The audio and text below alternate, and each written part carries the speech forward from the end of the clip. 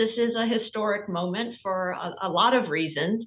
This is a fairly modern event whereby a sitting president welcomes the president-elect to the White House. Mm-hmm. And we have to remember that is in part because travel was not always easy in our past times. So the one that I remember, if not starting this tradition, but certainly carrying on past it, was Eisenhower meeting with Kennedy.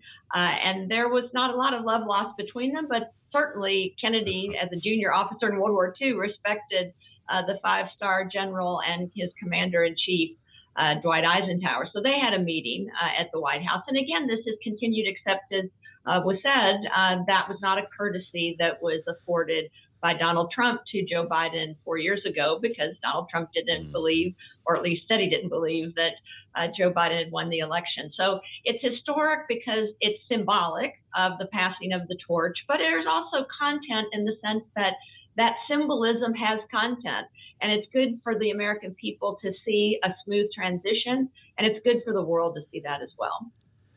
Well, it is good to see. I wonder how Donald Trump will be accepted, if not ever, in the club of former presidents. Seeing him up there today, is there ever going to be an event where it's Bush, Obama, Trump, Biden standing on a stage doing something, or is he singular in that way? He's singular and unprecedented in a host of ways that we've been covering now since certainly 2015 as it relates to presidential politics. One opportunity will be the inauguration itself. Again, he did not afford the long-standing courtesy of the outgoing president being present at, even though he had lost, the incoming president's inauguration. So that will be a test, and I'm sure Joe Biden will pass that as the statesman that he's been for 50 years in politics.